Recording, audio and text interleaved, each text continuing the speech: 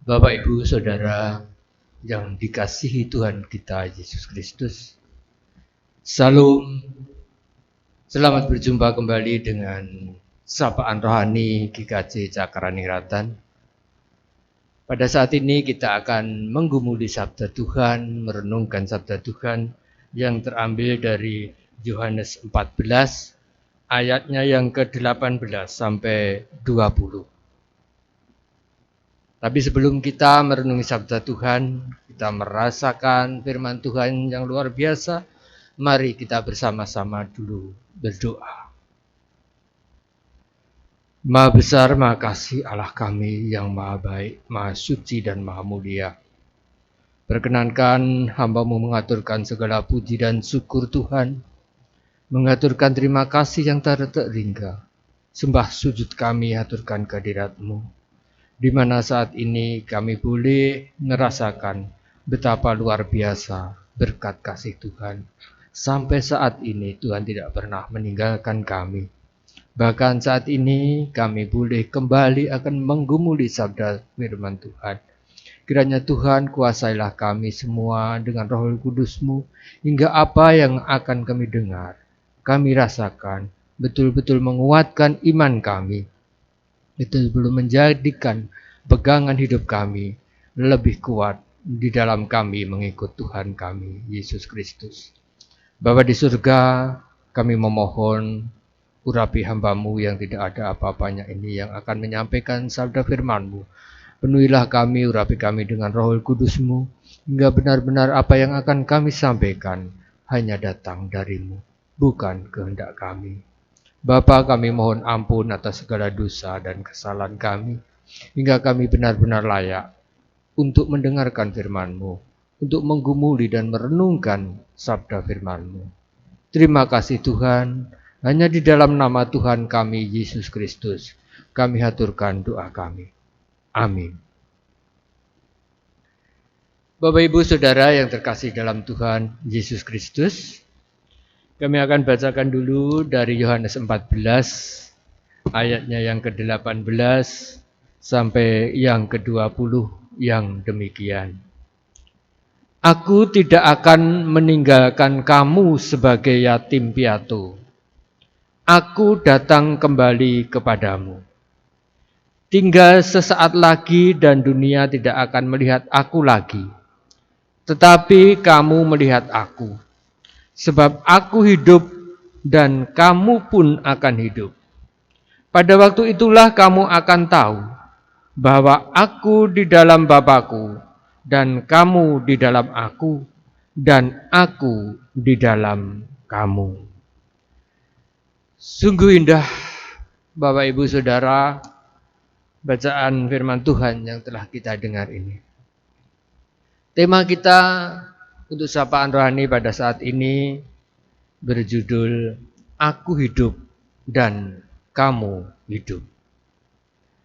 Bapak, Ibu, Saudara yang terkasih, kita belum lama memperingati hari Paskah. Paskah rentetan dari kesengsaraan Tuhan, kematian Tuhan, dan kebangkitan Tuhan. Rentetan peristiwa Paskah. Bahkan sampai saat ini kita masih ada di dalam suasana Paskah. Di dalam mana esok pada tanggal 26 Mei kita akan memperingati hari kenaikan Tuhan kita Yesus Kristus. Bapak, Ibu, Saudara yang terkasih, bila seseorang ditinggal selamanya oleh seorang kekasihnya karena kematian, tentunya akan mendatangkan kesedihan dan duka cita yang sangat dalam. Apalagi kehadiran kekasihnya masih sangat diperlukan di dalam hidupnya. Bahkan berpengaruh menentukan perjalanan hidup ke depan. Betapa tidak? Tinggal bersama, menjalin persahabatan, dalam percakapan yang intens, tapi juga saling membantu serta memperhatikan satu dan yang lain. Dalam menopang kebutuhan-kebutuhan pokok juga telah terekam di dalam benak setiap yang hidup bersama. Lebih dari itu, pengalaman di saat suka, duka, sulit dialami bersama-sama. Tambah menguatkan hubungan emosional seorang dengan yang lain. Ini rasanya tentu kalau suatu perpisahan yang tidak akan lagi melihat, tidak akan lagi berkumpul, tidak akan lagi menyatu, tentunya membuat hati sangat-sangat sedih. Sangat-sangat berduka cita. Hubungan inilah juga yang terjadi di antara Tuhan kita Yesus Kristus dan para murid. Kepada para murid, Tuhan Yesus memberi isyarat bahwa satu saat ia akan meninggalkan mereka. Ia akan diserahkan kepada imam-imam kepala dan ahli Taurat yang akan membunuhnya. Itulah suatu peringatan dari Tuhan Yesus kepada murid-muridnya. Tuhan Yesus tahu saat kepergiannya akan menimbulkan kegoncangan iman dan para murid mereka akan takut tampil dari tengah-tengah masyarakat untuk bersaksi tentang Dia sebagai Tuhannya. Mereka akan kehilangan seorang yang dipercaya. Maka dari itu mereka akan kehilangan kepercayaan dirinya dan keberaniannya seperti saat Tuhan Yesus bersama mereka. Itulah sebabnya mengapa Tuhan Yesus mengatakan tidak akan meninggalkan para murid sebagai yatim piatu dan Dia akan datang kembali.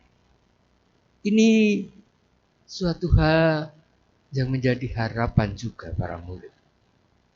Di mana Tuhan Yesus akan meninggalkan mereka, tapi Tuhan akan kembali lagi untuk mereka. Tuhan Yesus dalam firman-Nya menghendaki para murid tetap percaya kepadanya. Bukan saja saat Dia hadir secara fisik di tengah-tengah mereka, tetapi juga ketika tidak bersama-sama lagi di bumi ini. Meskipun demikian, janji kedatangannya kembali meneguhkan keyakinan para murid bahwa Ia tetap hidup. Sesuai dalam firman-Nya tadi yang kita baca di ayat yang ke-18. Aku tidak akan meninggalkan kamu sebagai yatim piatu. Aku datang kembali kepadamu. Inilah menjadi harapan yang betul-betul dinantikan oleh para murid nantinya.